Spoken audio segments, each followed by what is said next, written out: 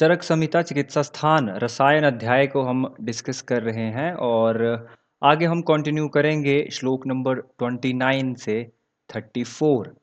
Topic है हरितकी के गुण। हरितकी पंच रसाम उष्णम अलवणा शिवाम, इसको आप अंडरलाइन करेंगे। इसके बारे में हमने पिछले लेक्चर में भी डिस्कशन की थी कि हरितकी जो है वो पंचरस होती है।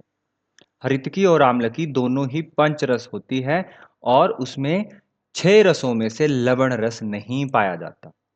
हरितकी जो है वो उष्णवीर्य होता है और आम्लकी जो है वो शीतवीर्य होता है। एक इंपॉर्टेंट जो पॉइंट यहाँ पे आया है वो है शिवाम।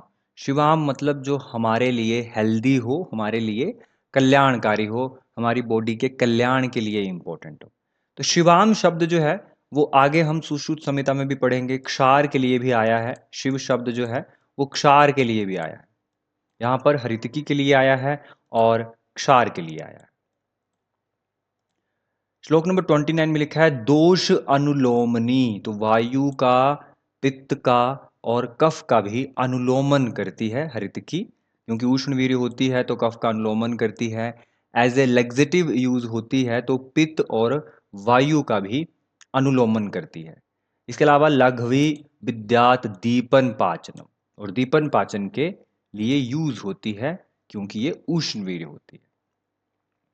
आयुष्याम पौष्टिकीम धन्याम वयसः स्थापनी पराम, ये लाइन भी पिछले ही लेक्चर में डिस्कस हो चुकी है।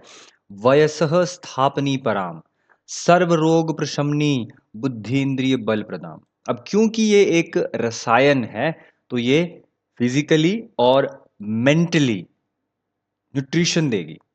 आयुष्याम आयु को बढ़ाएगी, पुष्टि करती है।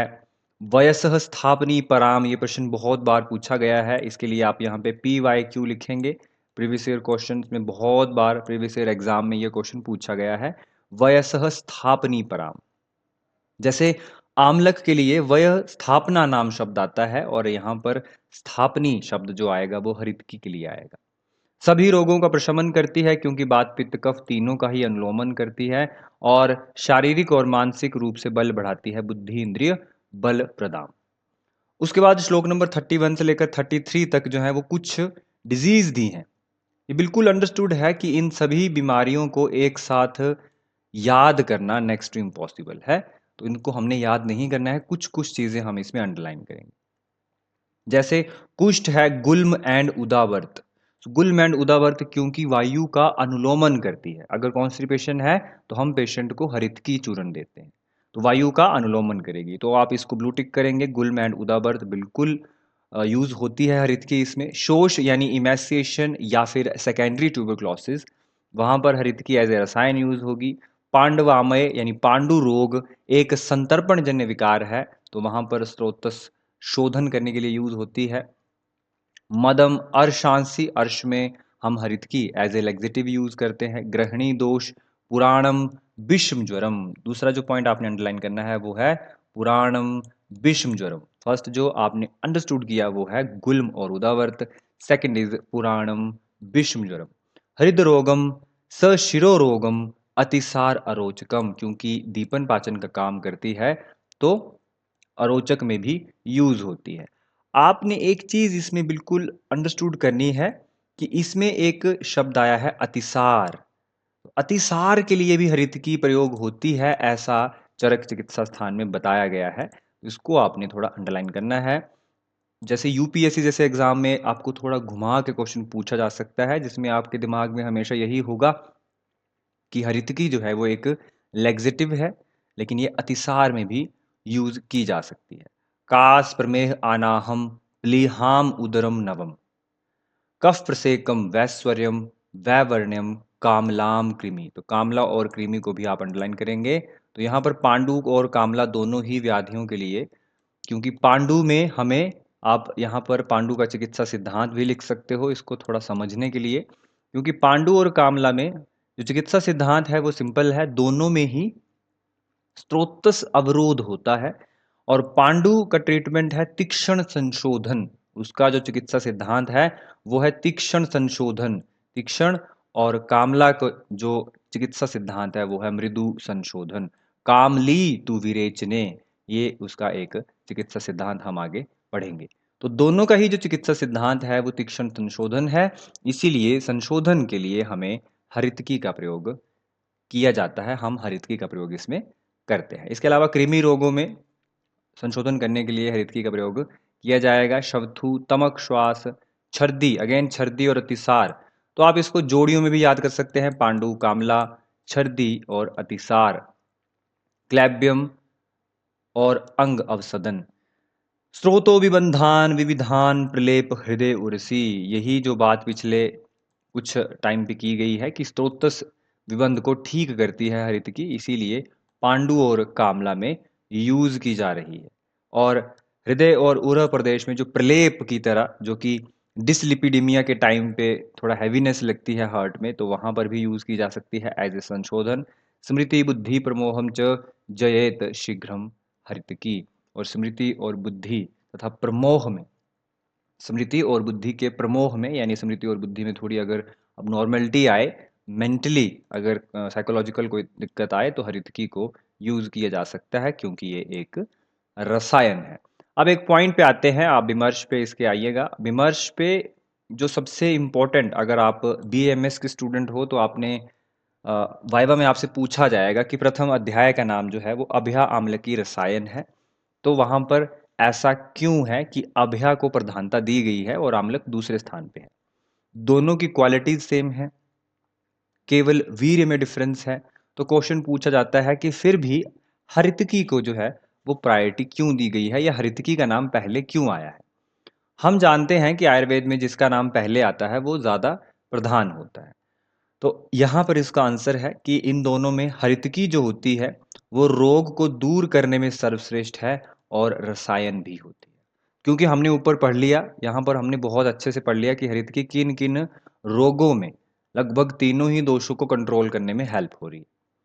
तो एक तो ये रसायन है, दूसरा ये रोगों को भी दूर करने में सर्वश्रेष्ठ है, यानी इम्यूनिटी बूस्टर के रूप में भी यूज हो रही है, रसायन के रूप में भी यूज हो रही है, और आर्तस्य रोग नुत के रूप में भी यूज हो रही है।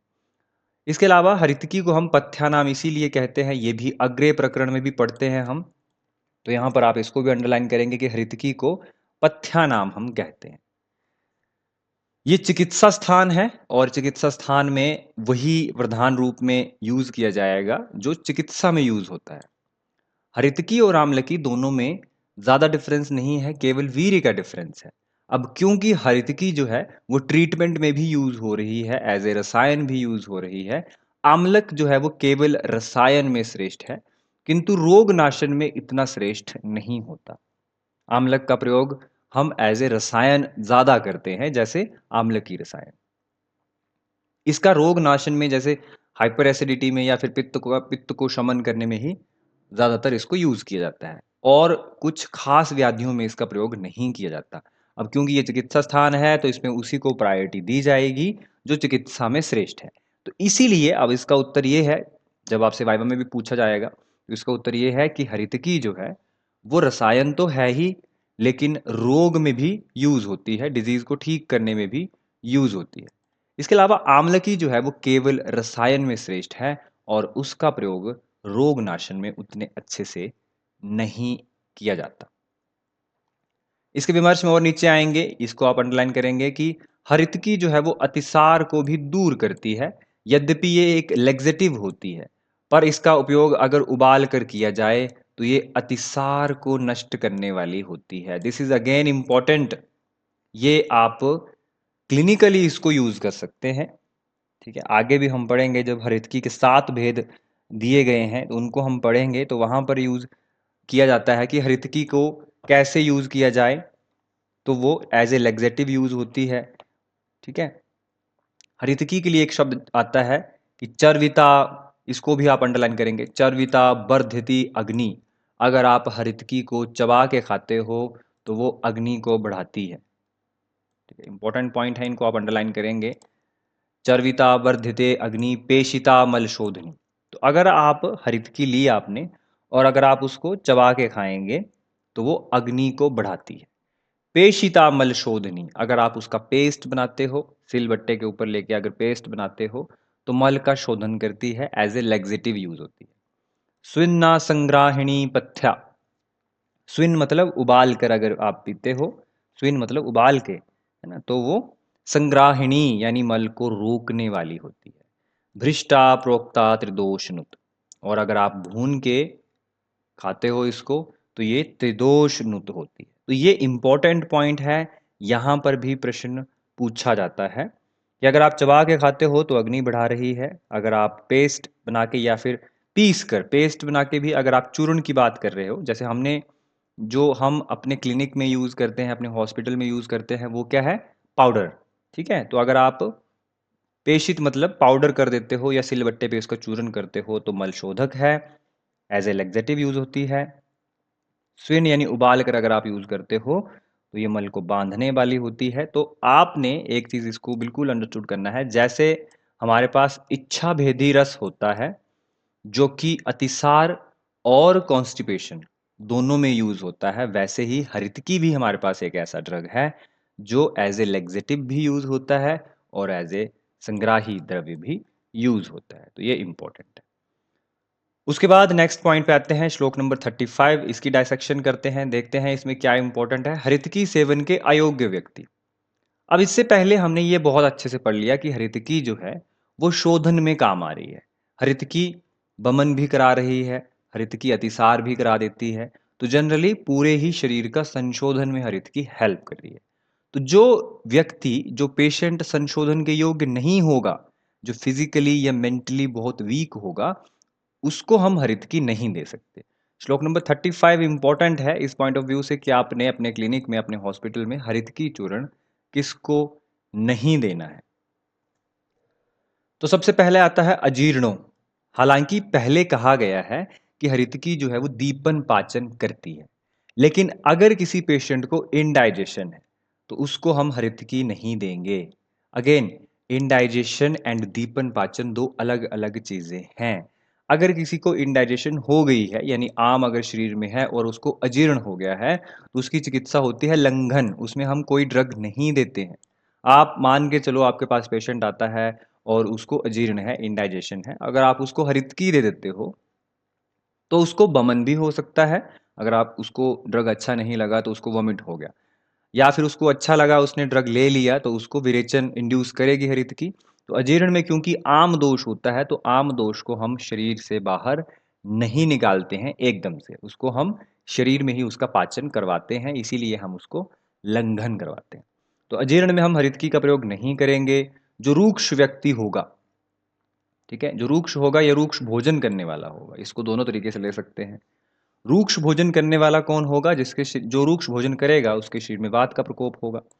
तो जिसके शरीर में वात का प्रकोप होगा उसको भी हरितकी का सेवन नहीं करवाया जाएगा, क्योंकि संशोधन से भी वात का प्रकोप होता है। फिर आता है स्त्री मध्य विषकर्षिता। ऐसा पेशेंट जो ओवर सेक्सुअल इंटरकोर्स से, मद्य से या फिर विष से बहुत कर्षित हो गया है, जनरली वीक हो गया है, उसको भी हरितकी का कोई यूज नहीं किया जा सकता, उसके लिए हरितकी कॉन्ट्राइंडिकेटेड है। ठीक है, तो ऐसे व्यक्तियों को जो शुद्ध है तृष्णा, ठीक है, भूख या प्यास से, या फिर उष्ण अर्दिताश से, उष्ण मतलब गर्मी से पीड़ित है, ठीक है, या फिर सेवतेर, जो मदिरा पान करके बहुत ज्यादा, सेवते न अभ्याम एते, उनको हमने अभ्या नहीं देनी है, जो मदिरा पान या विष का सेवन करके या स्त्री का सेवन करके बहुत वीक हो गए। तो इसको भी आपने अपनी बुक में केवल 2 पॉइंट जो है वो अंडरलाइन करने हैं, बाकी अंडरस्टूड ही है। फर्स्ट इज स्त्री मध्य विषकर्षिता, ये भी आपको अंडरस्टूड है, और अजीर्ण जो कि आपने ध्यान में रखना है, इन लोगों को हरितकी का सेवन नहीं कराना है। श्लोक नंबर 36 की डायसेक्शन पे आते हैं। तो 36 में आचार्य चरक कहते हैं कि आमले के क्या गुण है। तान गुणस्तानी कर्माणि विद्यात आम्ल किश्व अपि, जो हरितकी के गुण और कर्म होते हैं आमले में भी वही होते हैं। तो ये इंपॉर्टेंट पॉइंट, आमले में भी वही गुण होते हैं। इसके बारे में हमने पिछले लेक्चर में भी डिस्कस किया था कि हरितकी और आमले की सेम ही क्वालिटी वाली होती है, किंतु वीर्यस्तु विपर्य, लेकिन वीर्य में डिफरेंस है हम जानते हैं हरितकी उष्णवीर्य होती है, एज ए लेग्जेटिव यूज होती है, और जो आम्लक होता है वो पित्त शामक होता है, इसीलिए क्योंकि वो शीतवीर्य होता है। तो ये आपने ध्यान में रखना है। श्लोक नंबर 37 में आचार्य चरक लिखते हैं कि अतः अमृत कल्पानि, अतश्च अमृत कल्पानि विद्यात कर्म भीर दृशैर हरित की नाम शस्यानि भिषक आम्लकस्य च, कि आम्लक और हरितकी का प्रयोग करना अमृत के समान होता है। और हिंदी में जो ट्रांसलेशन है उसमें लिखा है कि बीज रहित फल का प्रयोग करना। तो ये भी अंडरस्टूड है, हरितकी और आम्लकी का प्रयोग हम बीज रहित ही करते हैं। श्लोक नंबर 38 से लेकर 40 तक लिखा है कि हिमालय से उत्पन्न जो औषधि है वो श्रेष्ठ क्यों है। ये भी प्रश्न सीधा ही आपसे पूछा जाता है, यहां पर भी आप नोट करेंगे PYQ। प्रश्न आता है कि सर्वश्रेष्ठ जो औषधियां हैं वो कौन सी भूमि की हैं, तो वो है हिमालय की। यहाँ पे लिखा है औषधि नाम परा भूमि हिमवान शैलस्तम। औषधि प्राप्त करने के लिए सबसे उत्तम जो है वो हिमालय पर्वत है। अतः हिमालय पर्वत पर समय समय पर जो भी फल जो कंप्लीट रस गुणवीर विपाक से पूर्ण हो, उसे समय समय पर जिसे सूर्य जल छाया वायु ये सब चीज़ें मिलती हो, जो दाव अग्नि से यानी जंगल की आग से जले ना हो, बिल्कुल हेल्दी फ्रूट अगर हमारे पास हो, जिसको कोई पक्षी ना खाया हो, जिसको कोई रोग ना हुआ हो, ऐसे ड्रग का ही हमें प्रयोग करना है। तेषाम प्रयोग वक्ष्यानि फलानाम कर्म च उत्तमम। तो यहाँ से जो प्रश्न आपसे पूछा जा सकता है वो केवल यही है कि औषधियों में सर्वश्रेष्ठ भूमि जो है वो कौन सी। उसके बाद आते हैं हम नेक्स्ट टॉपिक पे, श्लोक नंबर 41 से लेकर 57 तक। ये है प्रथम ब्रह्म रसायन। यहां से भी प्रश्न बहुत सारे बनते हैं, इसको डिटेल में हम पढ़ते हैं। तो श्लोक नंबर 41 में लिखा है पंचानाम पंचमूला नाम भागान दशपल उन्मितान, यानी पंच पंचमूल। पहला जो पॉइंट है दैट इज पंच पंचमूल। ठीक है, पांचों पंचमूल, इसके बारे में और डिटेल पढ़ेंगे। हरितकीम सहस्रम, ठीक है, हरितकी जो है वो कितनी है, 1000 मात्रा। आपने नोट करते जाना है साथ साथ। च त्रिगुण आम्लकम नवम, और आम्लकी कितना है, इसके 3 गुना यानी 3000 मात्रा। तो यहां से जो PYQ आता है यानी प्रीवियस ईयर जो क्वेश्चन आता है वो आपसे पूछा जाता है कि प्रथम ब्रह्म रसायन में हरितकी और आम्लक का रेशो क्या है। तो हरितकी और आम्लकी का रेशो है 1:3, यानी हरितकी जो है वो 1000 मात्रा है और आम्लक जो है वो 3 गुना है। इसके अलावा बिदारीगंधा, ये आपको फिर बताया जाएगा कि कौन कौन से ड्रग हैं इसमें, बिदारीगंधा, बृहति, प्रश्नपर्णी, निदिका। ठीक है, ये सारी चीजें हैं। श्लोक नंबर 50 पे आते हैं स्टार्टिंग में। सीतोपला सहस्रम च चूर्णितम तुलया अधिकम, इसको आप अंडरलाइन करेंगे सेकंड पॉइंट। ये जो बीच में है ये ड्रग है, जीवक ऋष्वक मेधा महामेधा जीवंती शतावरी इत्यादि। श्लोक नंबर 51 पे आएंगे तो किस पे बनाना है ये रसायन, साध्य औदुम्बरे पात्रे तत् सर्वम मृदु अग्नि नाम। तो एक पॉइंट ये भी इंपॉर्टेंट है कि मृदु अग्नि पे बनाना है। ये भी प्रश्न PYQ है कि किस पात्र में बनाने को कहा है, औदुम्बर पात्र पे। औदुम्बर पात्र मतलब ताम्र, कॉपर के बर्तन में, तांबे के बर्तन में। तो ये आपने ध्यान में रखना है कि प्रथम ब्रह्म रसायन जो है वो औदुम्बर पात्र में बनाने को कहा है। अब ड्रग्स पे आते हैं। सबसे पहले बोला है पांचों पंचमूल, कितने कितनी मात्रा, 10-10 पल, यानी एक पंचमूल 10 पल, यानी हर एक जो ड्रग है वो 2-2 पल आएगा। तो आपसे ये भी पूछा जा सकता है UPSC जैसे एग्जाम में कि प्रथम ब्रह्म रसायन में प्रश्नपन्नी की डोज कितनी है, या पांचों पंचमूल की डोज कितनी है, 10 पल है, और एक पंचमूल की डोज होगी 10 पल, और एक ड्रग की जो डोज होगी वो होगी 2 पल। हरित की जो है वो 1000 है और आमले जो है वो 3000 है। पांचों पंचमूल की बात करते हैं। सबसे पहले लघु पंचमूल के ड्रग आप सब जानते हैं, नहीं अगर आपको आइडिया है तो आप यहां से इसको रिवाइज करेंगे। सबसे पहले आता है शालपर्णी। शालपर्णी को विदारी गंधा कहते हैं। ये शालपर्णी जो है विदारी गंधा का पर्याय है। ये UPSC के एग्जाम में पूछा जा चुका है क्वेश्चन, इसको आप यहीं से याद करेंगे। This is again PYQ UPSC कि शालपर्णी ही विदारी गंधा है या शालपर्णी का पर्याय विदारी गंधा है। So this is शालपर्णी, then कृष्णपर्णी, then Brihati, then कंटकारी। कंटकारी जो है उसका पर्याय है निदिग्धिका। This is again important. तो दो जो हैं, क्योंकि पर्याय भी बहुत इंपॉर्टेंट है द्रव्य गुण पॉइंट ऑफ व्यू से, हर एक एग्जाम में पर्याय पूछे जाते हैं, स्पेसिफिकली यूपीएससी एग्जाम में। तो बिदारी गंधा पर्याय है शालपर्णी का, और निदिग्धिका जो पर्याय है वो है कंटकारी का।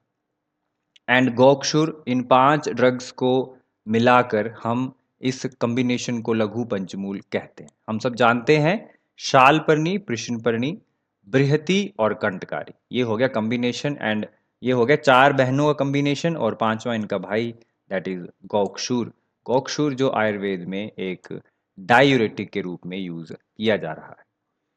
इसके अलावा बिल्व, अग्निमंथ, शयोनाक जिसको सोनपाठा कहते हैं, काश्मरी जिसको गंभारी कहते हैं। अगेन यहां से भी पर्याय आपको याद करना है कि गंभारी जो है वो काश्मरी उसका पर्याय है।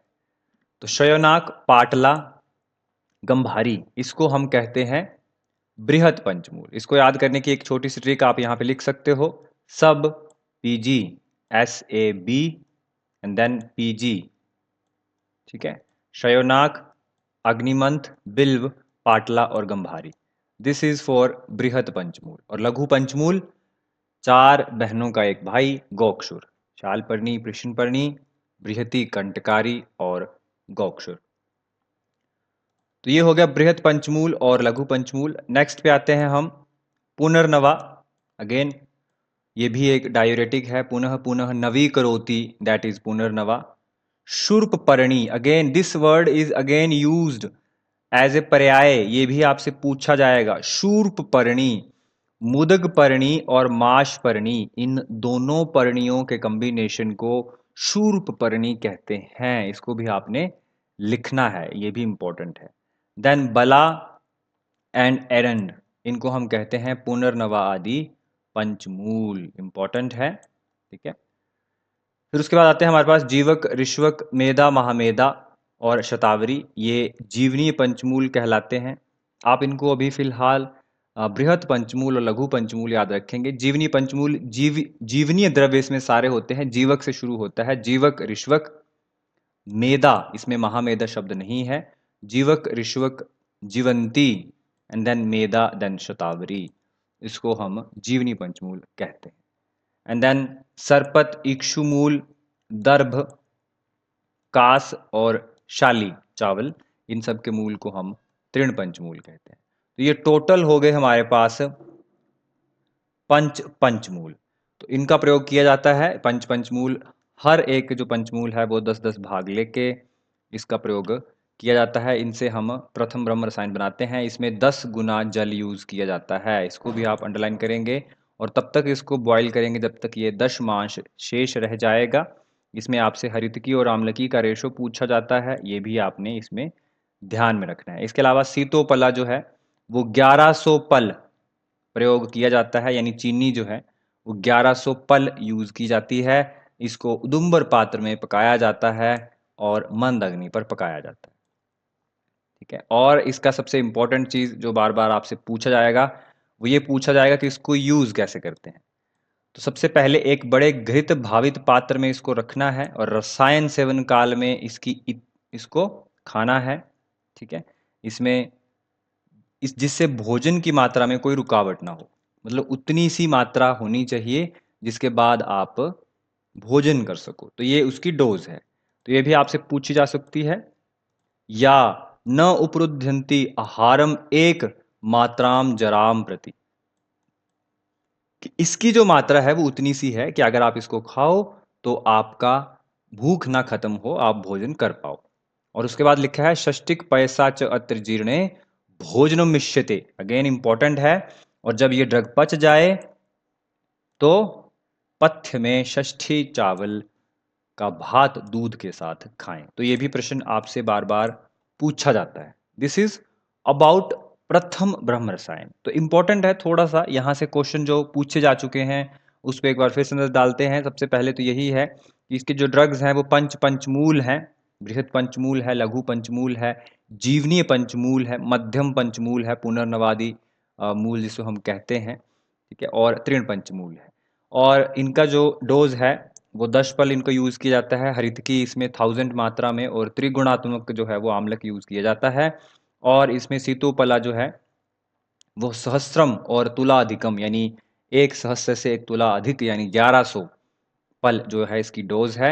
इसके अलावा इसको साध्य औदुंबर पात्र में मृदु अग्नि पर पकाया जाता है। इसकी डोज़ उतनी है जिससे हमें आहार की मात्रा पर कोई प्रभाव ना पड़े, और इसका सेवन करने के पश्चात षष्ठी चावल जो हैं वो हमें दूध के साथ लेने हैं। फिर उसके बाद आते हैं हम इसके, अब इससे इसका सेवन करने से हमें क्या लाभ होगा। तो क्योंकि ये रसायन है, तो इसका सेवन करने से रसायन वाले लाभ होंगे, तो उसको हम जस्ट एक रीड करेंगे, हमें याद करने की ज़रूरत इसको नहीं है। इसके लाभ में आचार्य चरक लिखते हैं कि तपस्विन जो लोग हैं, जो ऋषि मुनि हैं, इसका सेवन करते हैं अनंत काल तक। जब इसका सेवन किया जाता है तो अनंत काल की आयु का उपभोग करते हैं, यानी एजिंग जो है वो रुक जाती है, और अपने जीर्ण शरीर को छोड़कर नूतन श्रेष्ठ तरुण अवस्था को वो प्राप्त हुए, यानी बुढ़ापे से वो यंग हो गए, जैसे च्यवनप्राश रसायन में हुआ। वे ऋषिगण तंद्रा, क्लम और श्वास रोग से रहित होकर मेधा शक्ति, स्मृति और बल युक्त होकर अत्यंत निष्ठापूर्वक ब्रह्म आतप और ब्रह्मचर्य व्रत का पालन करते हुए उनको पूरे शरीर में उनकी उनके शरीर को पुष्टि प्राप्त हुई और दीर्घ आयु, ठीक है? इसी को हम प्रथम ब्रह्म रसायन कहते हैं। तो यहाँ पर ये जो पॉइंट है उतना इम्पोर्टेंट नहीं है कि वीत तंद्रा क्लम श्वासा निरातंक समाहिता, इसको आप अंडरलाइन कर सकते हैं कि तंद्रा, श्वास और क्लम, इसके अलावा निरातंक, आतंक जो है वो पर्याय है व्याधि का या रोग का। तो रोग रहित, निरातंक मतलब रोग रहित हो गए और इम्यूनिटी बहुत ज़्यादा बढ़ गई, उनकी मेधा, स्मृति और बल, ये जो शक्ति है बहुत ज़्यादा बढ़ गई, और ये जो है ये प्रथम ब्रह्म रसायन है। तो दिस इज ऑल अबाउट प्रथम ब्रह्म रसायन। यहाँ से यही प्रश्न पूछे जा सकते हैं।